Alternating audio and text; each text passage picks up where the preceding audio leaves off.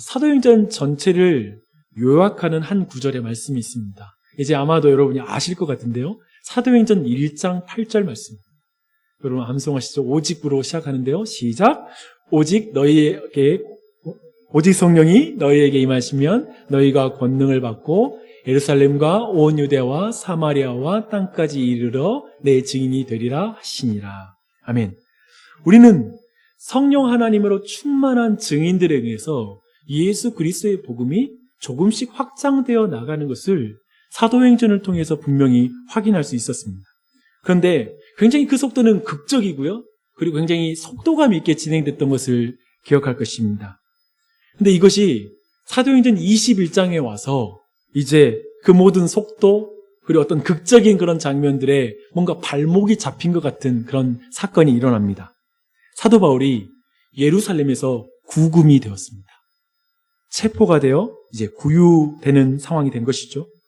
그리고 나서 이어지는 이야기들은 어떤 내용이냐면요. 되게 비슷비슷하면서 반복적인 이야기가 계속 진행이 됩니다. 법정에서 있는 이야기들이 좀 그렇죠. 반복적이라고 말한 이유는 뭐냐면 무려 5번의 재판이 계속 이어지는 것이 그 뒤에 나오는 내용들입니다. 유대 군중 앞에서의 변론이 21장 40절 이하로 나오고요. 그리고 사내들인 공회에서, 그리고 총독 벨릭스 앞에서, 그리고 총독 베스도 앞에서, 그리고 마지막으로 아그리파 2세 앞에서 재판이 진행이 됩니다. 그리고 사도행전의 나머지 이야기 있잖아요. 27장, 26장, 27장 그 이하의 내용, 사실은 그것은 로마의 가이사에게 상소했기 때문에 로마 법정으로 가는 이야기라고 이렇게 생각한다면 지금 사도행전이 이 법정 이야기로 굉장히 긴 분량을 할애하는 것입니다. 21장부터 28장까지 굉장히 많은 분량이죠. 그런데 오늘 말씀은 이렇게 사도행전이 법정에선 사도 바울을 어떻게 그리고 있는지 그 내용을 살펴보는 게 오늘 우리의 말씀의 내용입니다. 그리고 왜 이렇게 긴 분량을 할애하면서 이야기할까? 그리고 아주 중요한 건 뭐냐면 사도행전 1장 8절에서 우리가 사도행전 전체의 주제를 살펴봤는데요. 그 사도행전 1장 8절과 이 21장부터 계속되는 이 재판정에서 이야기는 어떤 관련을 가지고 있는가? 그 내용을 살펴보는 게 오늘의 중요한 관점입니다.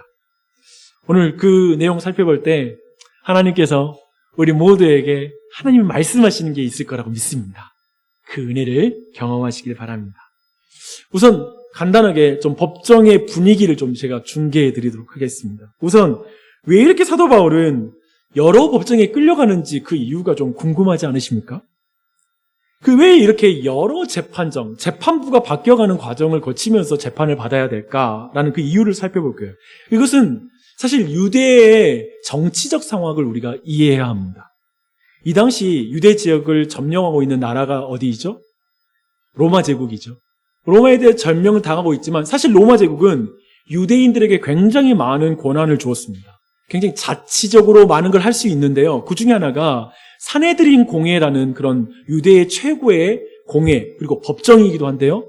여기는 특별히 유대인들의 종교와 풍습과 관련돼서는 이곳에서 재판을 진행할 수 있도록 그리고 많은 권한을 부여해 주었던 것입니다. 그리고 또한 우리가 잘 아는 것처럼 총독이 파견되어서 총독부가 가이사랴 지방에 있었습니다. 그래서 거기에서는 당연히 일반적인 형사상 많은 그런 많은 어떤 민사상 문제에 대한 법정적 문제를 해결하는 그런 재판이 거기에서 또한 진행이 되었습니다. 그래서 어떤 사건이 일어나게 되면 재판부 배정이 일어나겠죠. 종교와 관련된, 즉 어떤 이 사안이 어떤 사안이냐 성격에 따라서 예루살렘과 그리고 가이사랴로 가서 재판을 치르게 됐을 것이고요. 그리고 그 범죄가 누구를 대상으로 일어났느냐. 예를 들면 로마인에게 범죄가 일어났다면 당연히 이것은 유대인 법정에 바뀌지 않는 것이죠. 로마인 법정에서 이 모든 걸 진행하게 되어 있는 것이죠. 그래서 그런 의미에서 이런 재판이 이렇게 구분되는 거 충분히 여기까지는 복잡하지 않게 여러분들이 좀 이해를 하실 것 같아요. 그렇죠? 근데 좀 여기에서 우리가 좀 약간 헷갈리게 복잡하게 만드는 게 한 가지가 더 있습니다. 사실 일찍부터 친로마의 길을 걸으면서 로마 황제에게 굉장한 사랑을 받아 유대 지역을 다스리는 분봉왕으로 임명받은 그런 특별한 가문이 하나 있습니다. 우리가 아는 것처럼 헤롯 대왕이라고 불리는 그가 그 가문의 창시자인데요. 헤롯 대왕이 따로 분봉왕으로 이 유대 지역을 다스리고 있었습니다. 그래서 그 사람은 예수 그리스도를 아기 예수 그리스도를 죽이려고 했던 인물이고요. 또한 그의 아들인 그 분봉왕 안디바라고 있는데요. 그 분봉왕 안디바는 세례 요한을 죽였던 그런 사람입니다. 그리고 그의 손자인 아그리빠 1세는 세베대의 아들 야고보, 사도이죠. 그 최초의 순교자를 만들 때 그를 죽였던 인물이기도 하죠. 이렇게 보면 이 분봉왕 헤롯의 그 자손들은 늘 기독교 초기 역사에서 기독교의 어떤 진행을 방해했던, 복음의 진행을 방해했던 그런 가문이기도 합니다. 그런데 오늘 본문에 그 아그리빠 2세가 또 나오는 거예요. 그렇죠? 그 2세가 나오고 이 가문에서, 근데 이 가문에게 헤롯 왕 그리고 그 분봉왕 헤롯에게 준 큰 권한이 뭐냐면 유대인과 관련된 송사를 다 처리할 수 있는 권한이 또 그에게도 있었어요. 그런 의미에서 오늘 법정이 계속 옮겨가고 계속해서 그 재판장이 많은 그 이유에 대해서 어느 정도 여러분이 이해할 수 있을 것입니다. 이런 배경을 이해하면 사도 바울이 예루살렘에서 두 개의 법정을 거쳐요. 유대 군중 앞에서의 첫 번째 변론이 있고요. 두 번째 그 사내들인 공회에서의 변론이 일어나죠. 그 재판을 받다가 가이사랴로 이송이 돼요. 거기에서 총독의 재판을 받게 되죠. 근데 우리가 아는 것처럼 두 명의 총독의 재판을 받습니다. 왜냐하면 이 사건이 계속 진행되는 동안에 총독이 중간에 바뀌어버리니까 다시 그 재판을 새로운 총독과 해야 되기 때문에 그 재판이 반복되는 것을 볼 수가 있어요. 그리고 마지막으로는 아그리빠 2세 앞에서 또 재판을 받죠. 근데 여러분, 이렇게 재판부가 자꾸 바뀌었다라는 그 의미는 뭐죠? 오늘날에도 재판부가 바뀌는 것은 매우 이례적인 것으로 여겨집니다. 어떨 때 그게 바뀌냐면 사안이 매우 민감한 사안일 때, 그리고 전 국민이 굉장한 관심을 가지고 있을 때, 그럴 때 이 재판부가 바뀌는 일들이 벌어지는 걸 볼 수 있죠. 근데 지금 이 재판부가 이렇게 바뀌었던 이유의 큰 이유가 한 가지 뭐냐면요, 사도 바울이 로마 시민이에요. 그렇기 때문에 이게 단순히 그 유대인 재판부에서 예루살렘에서 끝날 수가 없는 거예요. 그래서 가이사랴로 옮겨지게 된 그 이유에 한 가지가 있습니다. 더요, 지금 이 케이스, 이 사건에 이 고발되는 기소 이유가 굉장히 민감해요. 좀 그 이유가 복잡한데요. 기소 이유가 뭐냐면 난동선동죄와 그 다음에 신성모독죄가 걸렸습니다. 잘 아시는 것처럼 난동선동죄는 이것은 정치적으로 이렇게 난동을 일으키는 것 때문에 정치적인 범죄자다라는 어떤 이것과, 한 가지는 신성모독죄는 종교적인 거잖아요. 그러면 이 두 가지가 겹쳐 있기 때문에 굉장히 이 사안이 한쪽에서 처리가 안 되고 이거 여러 가지로 논쟁이 주어지고 있는 상황이다라고 이해하시면 됩니다. 근데 사실은 이 모든 일이 시작되었던 그 지점에는 사실은 율법과 성전을 모독했다라는 종교적인 이유로 사실은 이것이 시작됐죠. 하지만 유대인들에게 있어서 로마인인 사도 바울을 종교법으로 죽일 수는 없었던 거예요. 근데 너무 죽이고 싶잖아요. 그렇기 때문에 이걸 정치적인 범죄와 연결시켜서 두 가지의 죄 몫으로 기소를 하는 것입니다. 그런 상황으로 보시면 돼요. 근데 이 모든 기소 내용 천천히 생각해 보면 이 모든 게 예수 그리스도께 그 성단 군중이 씌웠던 모든 죄목과 동일합니다.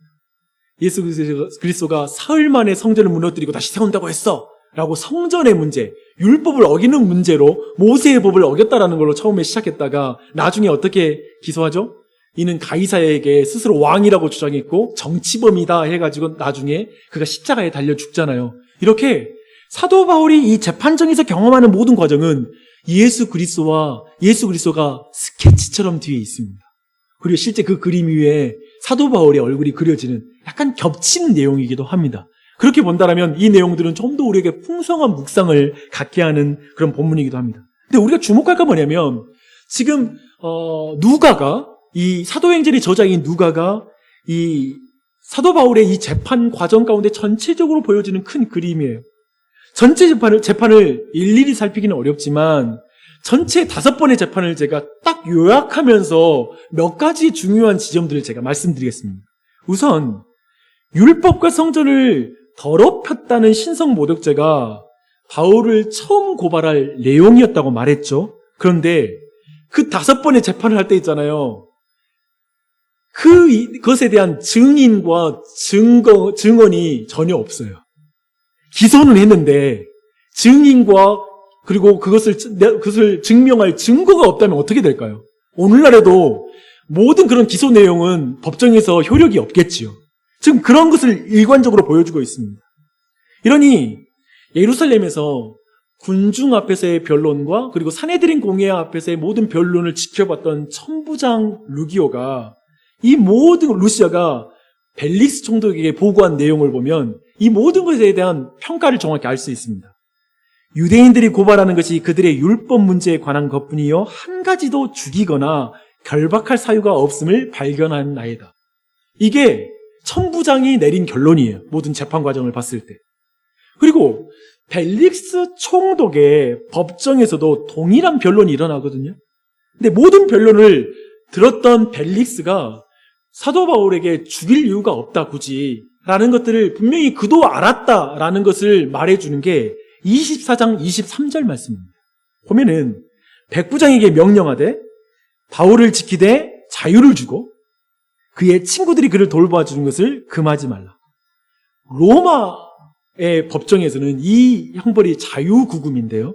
이 말은 뭐냐면 특별히 죄를 찾을 수 없구나. 그리고 마땅히 지금 풀어줄 수 없는 상황일 때 자유롭게 구금할 수 있는 상황을 열어주는 거예요. 이 또한도 벨릭스가 모든 변론 속에서 죄를 발견하지 못했다라는 것을 분명히 반증해주는 그런 말에 해당합니다. 그리고 최종적으로 오늘 말씀 우리가 읽었죠. 아그리파 2세와 그리고 베스도 그리고 거기에 있었던 많은 사람들이 서로 뭐라고 이야기를 주고받죠? 모든 변론을 듣고 나서 이렇게 말해요. 이 사람은 사형이나 결박을 당할 만한 행위가 없다라고 이렇게 말합니다. 분명 천부장 루시아도 벨릭스도 베스도도 지금 바울이 구금될 이유가 없다는 걸 분명히 알아요. 그렇죠? 그런데 여기에서 매우 이례적인 일이죠. 그런데 왜 그들은 바울을 무죄하다고 선고하고 풀어주지 않느냐 이거에 대한 질문을 할 필요가 있겠죠. 왜 안 풀어줘요? 죄가 없는데. 다 알면서 이 질문. 벨릭스는 심지어 바울에게 자유구금 명했잖아요. 분명히 죄가 없다는 거 어느 정도 알고 있었고 자주 바울과 대면하여 이야기도 했거든요. 그런데 몇 년 동안 구금하는 줄 아세요? 2년 동안 구금을 해요. 굉장히 긴 기간 동안 구금을 합니다. 재판을 질질 끄는 거예요. 근데 그 이유가 24장 27절 보니까 그 이유를 명확하게 말해요. 이렇게 말합니다. 유대인의 마음을 얻고자 하여.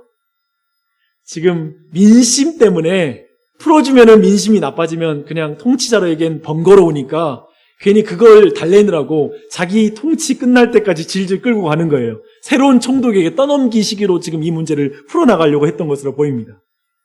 또한 베스도 마찬가지예요. 새로운 총독으로 왔잖아요. 총독으로 와가지고 모든 변론을 들었어요. 다 듣고 나서 베스도가 뭐라고 하냐면 유대인의 마음을 얻고자 하여 이제 예루살렘에 가서 재판하자고 바울에게 제안합니다. 이때에도 유대인의 마음을 얻고자 해요. 이렇게 말하고 있죠. 우리는 여기에서 좀 약간 뒤로 물러나서 지금 이 재판장을 한번 상상해 보십시오.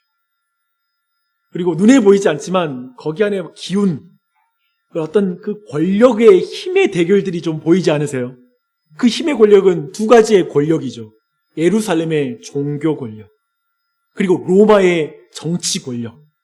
이게 지금 그 재판장 안에서 그 거대한 권력들이 그 모든 재판장을 좌우하는 것처럼 보입니다. 그래서 이 예루살렘의 종교 권력은 얼마나 이 전체 재판 과정을 제가 찬찬히 보면서 요약한 내용입니다. 그들 종교 권력은 사도 바울을 죽이기 위해서 증거도 없이 사도 바울을 고발해요. 증인도 없이. 사람 죽이는 거 쉽게 생각하는 거예요. 봐봐요. 그들이 사도 바울을 고발한 이유는 뭐였냐면 율법과 성전을 모독했다는 이유였어요. 6절 율법을 깨뜨린다. 근데 도대체 누가 율법을 깨뜨리고 누가 성전을 모독하고 있어요? 그들이잖아요. 증거도 없이 증인도 없이. 특별히 오늘 말씀 2번에 걸쳐서 사도 바울을 죽이려고 모의하거든요.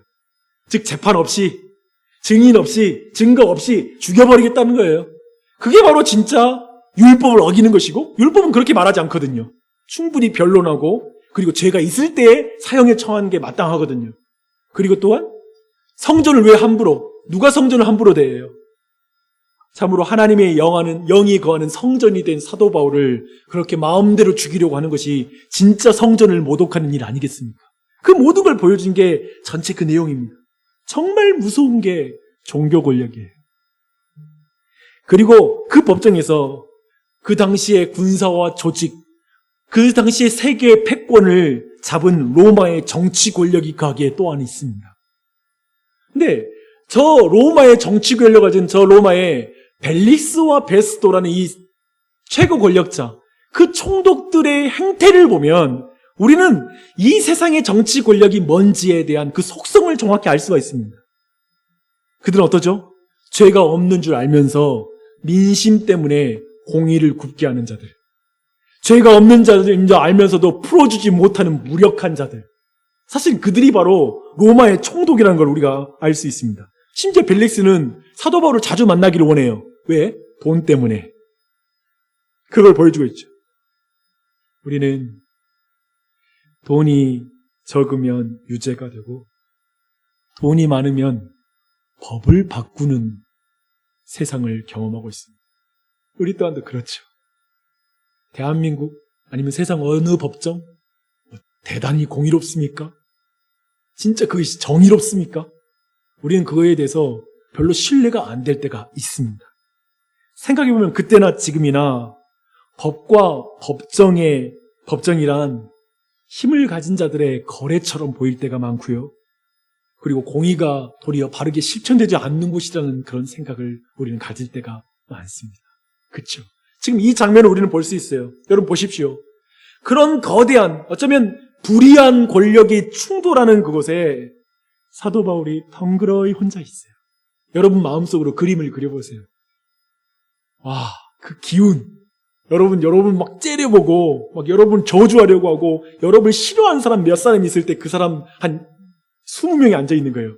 그 앞에서 우리는 말 한마디도 못할 거예요. 그쵸? 빨리 거기를 뛰쳐나가고 싶을 거예요. 지금 그 분위기를 상상해 보세요. 그런 분위기예요. 근데 그 형국을 존 스토트 목사님이 이렇게 적절하게 묘사했습니다. 한번 들어보십시오. 바울과 같이 혼자서 의견을 달리하는 사람이 그 권력자들을 대항한다면 그 결과는 불을 보듯 훤한 것이었다.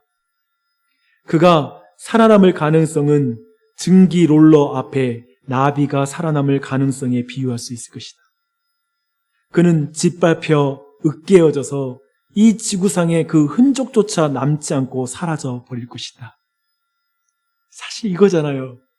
로마라는 권력과 예루살렘의 권력, 그 앞에 사도 바울이라는 한 사람, 늙은 그 한 사람, 나이 든 한 사람이, 도대체 그 그리스도인 한 사람이 어떻게 보여요? 사랑하는 여러분, 여러분도 세상의 권력 앞에, 이 세상 앞에, 그 힘 앞에 이 표현이 여러분도 와닿지 않습니까? 커다란 조직, 수천 명의 직원들이 있고 수만 명의 직원들이 있는 회사에 나 한 사람, 그리스도인. 때로는 우리는 그런 걸 느끼지 않습니까? 아스팔트로 도로를 깔 때 사용하는 증기롤러 기억하시죠? 저는 어렸을 때 아스팔트 까는 그런 모습 많이 봤어요. 기억하실 거예요. 이렇게 울퉁불퉁하지만 그것이 지나가면 평평하게 넓적하게 이제 도로가 펴지고 이렇게 평평하게 됩니다. 근데 그 롤러 앞에 나비와 같은 자신을 느낀 적 없으세요? 여러분, 저는 어렸을 때 진짜 잔인해서 나비 가지고 놀 때가 있었는데, 기억하면 나비는 조금만 만지면 날개가 이게 부스러집니다. 다 쓰러집니다. 정말 약하죠. 근데 저 증기 롤러 앞에 그 나비라는 이 존 스토트 목사님의 비유가 정말 이 상황과 어울리다는 생각이 들었어요. 우리 모두 세상 앞에 그렇게 느낄 때가 있습니다. 나비와 같은 바울은 그럼 어떻게 해야 됩니까? 나비와 같은 그 바울이 그곳에서 살려면 어떻게 해야 됩니까? 어떻게 해야 살 수 있죠? 여러분 솔직히 그렇잖아요. 우리가 법정이 만약 기소된다면 우리는 제일 먼저 뭐밖에 생각 안 되겠어요?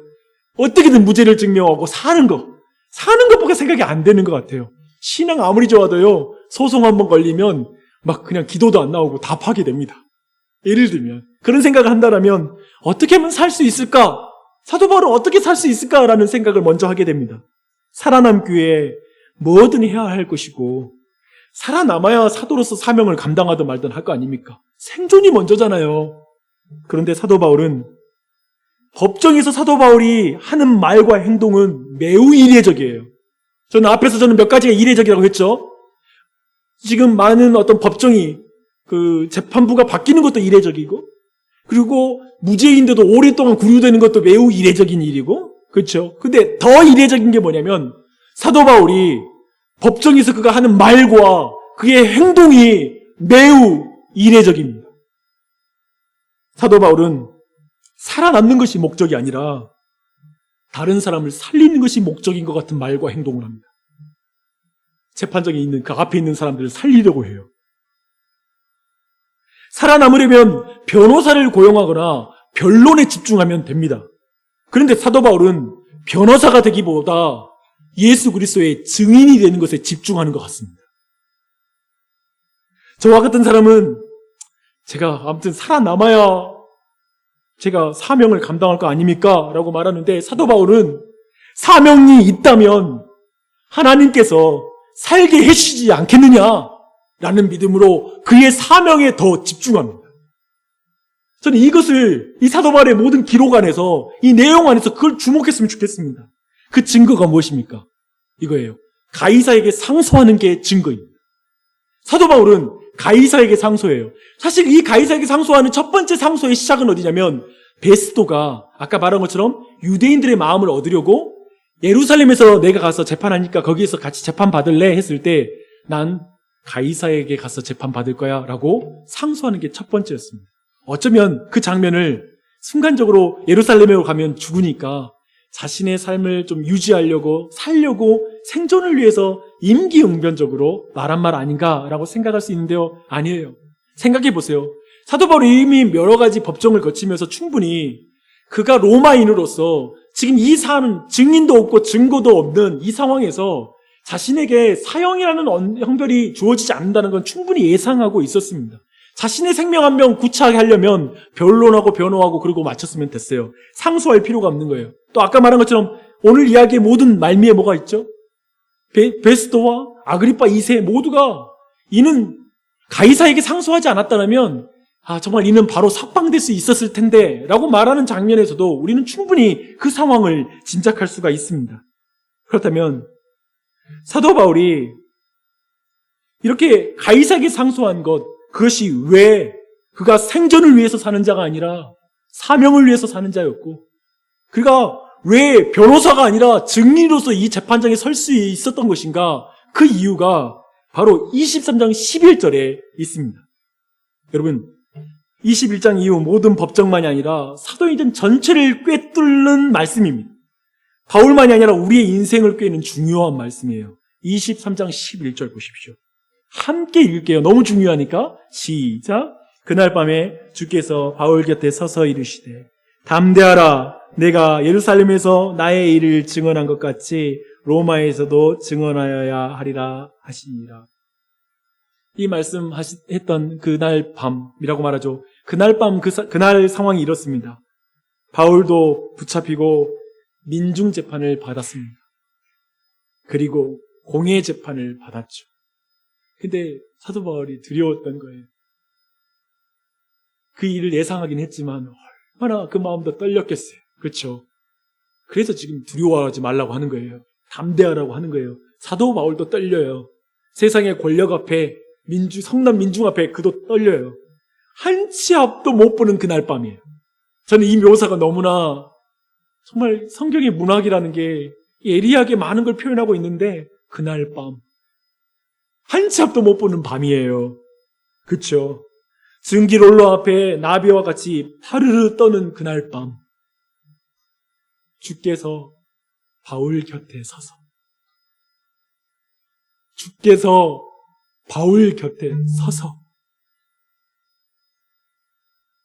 이런 말씀하십니다.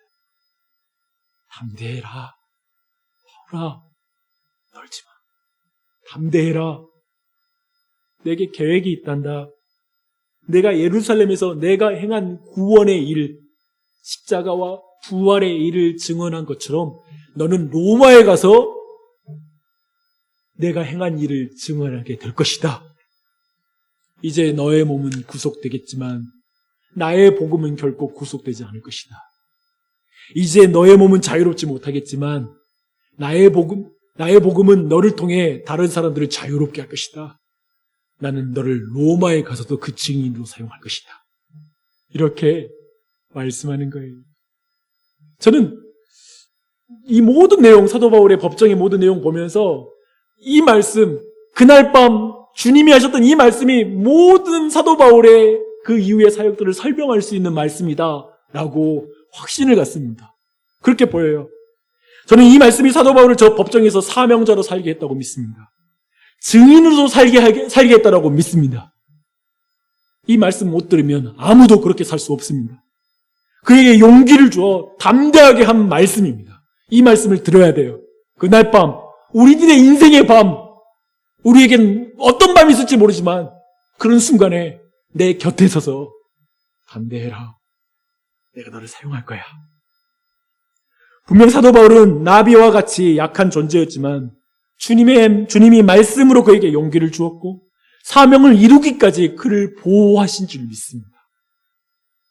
그래서 그는 살아남기 위해서 변론에 목매지 않는 거예요. 변호사 안 되는 거예요. 도리어 예수님이 행하신 일의 증언자가 되는 거예요. 그게 그에겐 더 중요한 거예요. 그 증거를 좀 더 볼까요? 24장 24절 아래로 보면 벨릭스와 그 아내 드루실라가 바울을 만나서 그리스도 예수를 믿는 도를 들었다고 말합니다. 이때 사도 바울은 그들에게 의와 절제와 장차 올 심판에 관한 말씀을 전했다고 말해요. 보십시오. 사실 이 의와 절제와 심판은 굉장히 이 벨릭스와 그의 아내 드루실라에게 매우 최적화된 복음 전파입니다. 왜 그러냐면요. 사실 이 벨릭스라는 총독은 매우 잔인하게 유대인들을 죽였던, 학살하고 압제했던 인물이어서 악명이 자자했던 사람입니다. 그런 의미에서 매우 불의한 자입니다. 그에게 의의 복음을 전합니다. 또한 다른 사람의 아내였던 드루실라를 얻기 위해 자기의 욕정을 절제하지 못하고 그 여인을 얻기 위해서 이혼하고 모든 과정 거쳐서 자신의 아내로 취한 사람입니다. 그에게 절제에 대해서 말합니다. 참으로 불의하고 절제하지 못하는 죄인들, 그들이 결국 경험할 건 장차 있을 심판밖에 없지요. 그 심판에 대한 복음을 증거하면서 바로 그리스도 예수 믿는 도, 오직 예수 그리스도로 말미암아 당신은 의로워질 수 있고, 예수 그리스도로 말미암아 당신은 절제할 수 있고, 예수 그리스도로 말미암아 당신은 미래에 장차 있을 심판을 이길 수 있다라는 복음을 사도 바울은 전하는 거예요. 이 상황 아시잖아요, 지금. 이 법정에서. 그럼 도리어 복음을 전하는 위치에 그는 서 있는 것이죠. 그리고 오늘 다 읽지 못했지만 26장 전체 아그리빠 왕과 베스도 앞에서 사도 바울이 한 변론이거든요. 그 내용들, 모든 내용들이 정확하게 이 복음 증거와 연관이 됩니다. 사실 한마디로 그는 사도 바울은 간증 집회를 해요. 근데 매우 논리력이 있어요. 한번 들어보십시오. 저는 유대인의 율법과 풍속을 깨뜨리는 것이 아니라 유대인의 율법이 궁극적으로 소망하는 그것을 믿는 사람입니다. 제가 그 소망 때문에 이렇게 고소를 당했습니다. 그 소망은 부활하신 예수님입니다. 부활하신 예수님입니다. 사람이 죽었다가 다시 살아났다? 부활? 정말 믿기지 않으시죠? 사실 저도 도저히 믿을 수 없었습니다. 그래서 나도 처음에는 예수 그리스도를 믿는 자들을 핍박했습니다. 죽일 때 그 옆에 증인으로 서 있었고, 또 다른 사람을 잡아서 사로잡아서 그를 죽이려고, 그리고 개종시키려고 다메섹을 향해서 나아갔던 사람입니다. 그런데 다메섹에 가는 그 도중에 하나님의 말씀이 나를 사로잡았고 나를 개종시켰습니다. 나를 변화시켰습니다. 생각해 보십시오. 이 도를 핍박하는 자가 어떻게 이 도를 믿고 전파하는 자가 됐겠습니까? 다른 말로는 설명이 안 됩니다. 그분은 부활하신 주님이시고 그 부활하신 주님이 나를 만났습니다. 어쩌면 그 앞에 있는 사람이 부활이라는 주제는 오늘날에도 믿지 않는 사람들에게 되게 말이 되는 소리야? 라고 하겠죠. 근데 때로는 난 만났습니다라고 말하는 그 호소가 강력할 때가 있어요. 그 간증을 하는 거예요. 난 만났다고. 그 예수가 나를 바꿨다고. 그 부활이 모든 율법을 내가 파괴하는 게 아니라 완성하고 이어가고 모세 율법을 존중하고 성전을 존중하는 자라는 걸 증명한다고. 그래서 모든 지금 기소의 이유가 다 사라지는 거라고. 동시에 나는 당신들이 그 예수님 만나기 원한다라고 말하는 것이죠. 이러자 베스도가 바울이 미쳤다라고 말합니다. 그래서 바울은 아니요, 난 참되고 온전한 말을 하고 있습니다. 그리고 아그리빠 왕에게 복음으로 초대하는 말을 해요. 아그리빠 왕이 이렇게 말했거든요. 내가 적은 말로 나를 권하여 그리스도인이 되게 하려 하는구나. 즉 모든 내용이 복음 전달하는 걸 아그리빠가 느낀 거예요. 사도 바울이 지금 찬찬히 들으니까 얘가 나한테 지금 변론하는 게 아니라 복음 전하고 있네? 라는 걸 느낀 거예요. 그러니까 네가 적은 말로 나를 지금 그리스도인이 되게 하려고 하느냐? 라고 말하자 사도 바울의 그 위대한 말이 나와요. 말이 적으나 많으나 당신뿐만 아니라 오늘 내 말을 듣는 모든 사람도 다 이렇게 결박된 것 외에는 나와 같이 되기를 하나님께 원하나이다. 주 안에 사랑하는 여러분, 증기롤러 앞에 나비와 같은 사도 바울이 어떻게 보이십니까? 도대체 누가 재판장이고 누가 심판장입니까? 그 재판장이 모든 게 바뀐 것 같지 않으세요? 벨릭스가 바울의 복음을 듣고 무서워서 물러갔다고 말합니다. 또한 베스토와 아그리빠 그리고 모든 사람들이 바울의 간절한 복음 증거, 되게 사랑 어린 말이거든요. 나와 같이 되기를 원합니다 라는 그 말, 그들을 존중하면서 나와 같이 되기를 원한다는 사랑의 복음 선포 앞에 그래, 그들이 볼 때 바울에겐 죄가 없어 라고 이렇게 말합니다. 나비가 증기 롤러보다 강해 보입니다. 왜요? 사실 베스토와 아그리빠는 바울이 로마의 황제에게 상소 안 했으면 석방해줬을 거라고 말합니다. 그러나 그들은 사실 놓아줄 수가 없어요. 왜냐하면 자신보다 더 높은 심판자에게 상소했기 때문에 자신들은 더 이상 재판을 진행할 수 없었습니다. 그런데 사도 바울은 사실 그 황제보다 더 높은 심판주를 믿는 자였죠. 이것이 중요해요. 우리는 살아서나 죽어서나 우리의 모든 운명을 쥐고 계신 그분이 우리의 심판주인 줄 믿습니다. 그걸 믿는 자만이 담대한 거예요.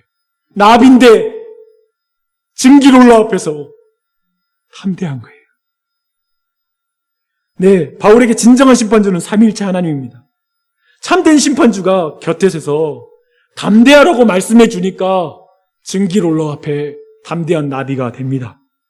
그가 찢기고 사라지지 않는 이유는 다른 걸로 설명할 수 없습니다. 오직 하나님께서 그를 보호해 주심으로 이해할 수 있습니다. 하나님이 우리를 그렇게 보호하실 것입니다. 하나님이 우리를 그렇게 보호하실 것입니다. 사도 바울이 구금되었으니 복음의 확장이 멈췄습니까? 감옥에 갇히면 손발이 잘리면 복음이 증거되지 않습니까? 정확하게 바울이 구금된 상태로 예루살렘과 온 유대와 사마리아와 땅끝까지 복음이 진행되는 걸 보여주는 게 21장부터의 내용입니다. 놀랍게도 앞에서는 사도 바울이 자유로운 상태로 복음의 확장이 이루어졌다면 뒤에서는 인간의 상식으로 이해할 수 없는 방식, 완전히 수동적이고 저 정치 권력자들에 의해서 거래처럼 여기로 넘어가고 저리로 넘어가고 그 몸이 어떤 자유가 없는 상태로 하나님의 복음은 증거되고 있습니다. 세상의 권력자들의 손에 넘겨지고 넘겨지는 수동적인 나비와 같은 인생, 연약한 인생을 통해 하나님의 복음은 지금도 여전히 증거되고 확장되고 있는 줄 믿습니다. 우리의 모든 상식을 뒤엎고 하나님의 복음은 신실한 증인을 통해 사명자를 통해 증거되고 있다. 이것이 바로 사도행전의 말씀입니다. 마지막으로 오늘 말씀에 최근의 한국 교회의 상황을 좀 비춰보면 좋을 것 같습니다. 코로나 재확산 속에서 정치 세력화하려고 하는 기독교를 정치 세력화하려고 하는 한 목회자와 한 교회의 일탈이 모든 언론에 주목을 받고 있고 지탄을 받고 있는 상황입니다. 방역과 관련된 정부의 지침과 명령을 기독교에 대한 종교적, 정치적 핍박이라고 해석을 하고 또 상식으로부터 그러므로 말미암아 일탈하는 일들이 벌어지고 있습니다. 이것이 단순히 여기에 멈추는 것이 아니라 교회와 그리스도인, 궁극적으로 복음에 대한 강한 반감이 정말 많은 사람들 안에 봇물 터듯이 터지고 있는 상황들을 보면서 어떻게 되나라는 우리 안에 안타까운 마음을 금할 수가 없습니다. 아마도 지금 이 시기에 교인들의 솔직한 감정은 부끄러운 마음과 민망한 마음인 것 같습니다. 그래서 제가 그리스도인으로서 죄송합니다 라는 말을 주변에서 많이 하는 것을 보게 됩니다. 이제 당분간 식당이나 길에서 저를 박 목사님이라고 부르는 일을 자제해 주시기 바랍니다. 빈말이 아니라요. 제가 아는 목사님이 계신데 식당에 있는데 교우가 전 목사님 그랬대요. 그러니까 갑자기 주변의 사람들이 째려보면서 보더래요. 정말 그렇게 됐어요. 그 정도로 교회에 대한 반감이 가득한 것 같습니다. 그런데 또 교회들은 교회대로 억울한 것들을 토로하는 것 같습니다. 개교회마다 최선을 다해서 방역에 힘썼는데 왜 다 싸잡아서 이렇게 교회를 비판하는지, 또 어떤 이들은 정부의 방역 실패를 왜 교회에만 전가하고 있느냐라면서 여기에 대한 반감을 드러냅니다. 근데 제가 보는 이 모든 걸 종합할 때 현재 지금 여러 가지 상황을 요약하면 이런 것 같습니다. 교회를 정치 세력화해서 동성애 관련 차별금지법, 종교인 과세 등을 막아내려고 하는, 즉 이것을 통하여 교회에 대한 간섭을 국가에서 할 것이라는 걸 미리 생각하고 급하게 생각하고 있는 교계의 지도자들은 이번 여러 가지 사건 때문에 손발이 잘려나가는 것 같은 상황 속에 공포감을 느끼고 있는 것 같습니다. 이제 다 끝났다, 이런 모든 운동. 그래서 이제 더 이상 교회는 완전히 이제 세상에 압도당할 것이다. 이제 한국교회 망했다라고 이렇게 생각하는 것 같습니다. 그리고 일반적인 많은 교인들은 세상 속에서 더 이상 복음을 전하지 못할 정도로 용기를 잃고 실망한 상태인 것 같습니다. 우리 중 누가 이제 교회 갑시다, 교회 가요라고 말할 자신이 없어지는 것이죠. 마치 감옥에 갇힌 사도 바울처럼 아무것도 못하고 모든 걸 수동적으로 이 세상 앞에 어떤 발언권도 없는 교회의 상황, 신자의 상황 앞에 교회가 처한 것이죠. 세상의 거대한 권력과 민심의 반감이라는 거대한 힘 앞에 어쩌면 그 거대한 증기 어떤 롤러 앞에 두려워 떠는 어쩌면 나약해 보이는 한국교회 상황, 나비와 같은 상황들을 보고 있는 것 같습니다. 그래서 이대로 다 무너질 것 같은. 근데 문제가 뭐냐면 사도 바울은 유대인과 가이사 앞에 순결했는데 이 시대의 교회는 자신이 잘못해서 감옥에 들어간 것 같은 그런 느낌이 든다는 것입니다. 어떻게 해야 됩니까? 저는 지금은 교회가 욕을 잘 먹어야 되는 시즌인 것 같습니다. 때리면 맞아야 하는 시간이라고 생각합니다. 억울한 부분 분명히 있습니다. 근데 그걸로 토를 달면서 막 그럴 거 아닌 것 같습니다. 그냥 욕 먹을 때는 제대로 욕을 먹어야 됩니다. 저는 그렇게 생각합니다. 그냥 잘못했다고 맞아야 합니다. 그런데 저는 이것이 한편 강함에서 나올 수 있는 태도라고 생각합니다. 도리 여기서 싸우는 것이 코너에 몰린 쥐가 마지막으로 소리를 내면서 핥히는 그런 어떤 몸부림일 수 있다는 생각이 듭니다. 어떤 강함인가요? 저는 그 강함을 오늘 본문에서 우리가 발견하고 이것을 말하고 싶은 게 오늘 말씀의 중요한 주제이고 적용일 수 있습니다. 오늘 말씀에 우리의 강함이 있어요. 교회는 원래부터 거대한 롤러 앞에 나비와 같은 존재입니다. 이걸 착각하지 마십시오. 역사상 어떠한 교회가 정치 권력을 등에 입고 복음을 강하게 증거한 적 한 번도 없습니다.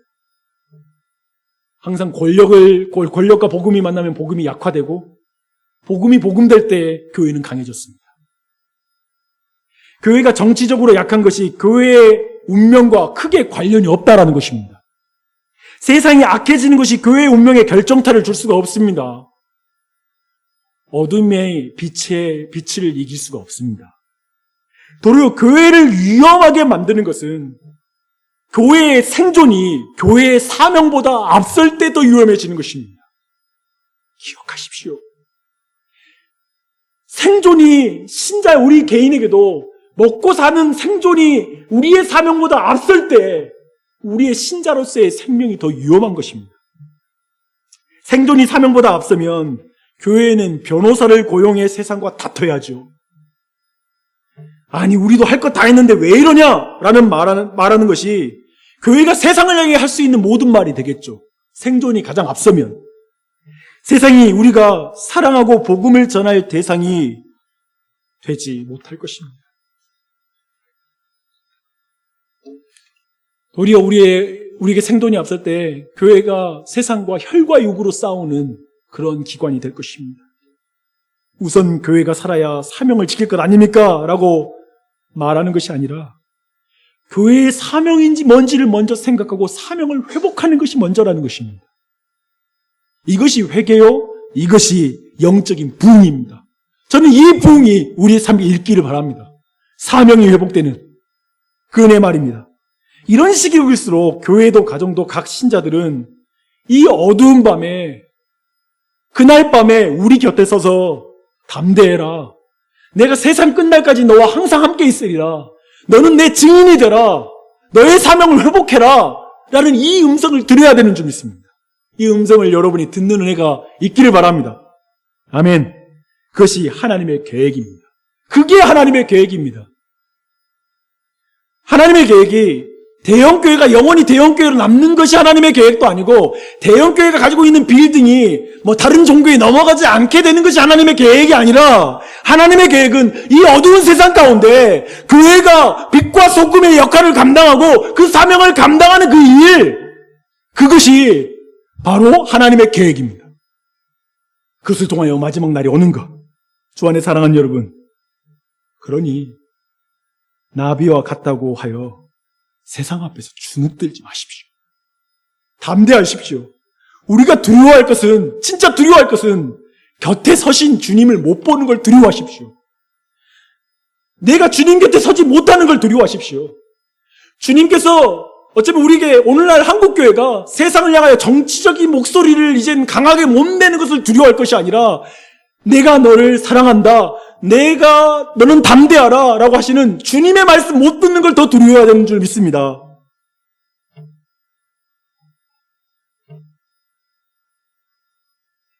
주 안에 사랑하는 여러분, 바울이 감옥에 갇혀도 복음이 감옥에 갇히지 않습니다.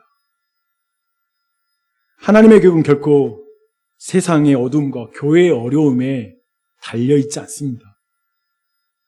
그것을 믿을 때 우리는 세상을 향해 더 담대하고 친절할 수 있습니다.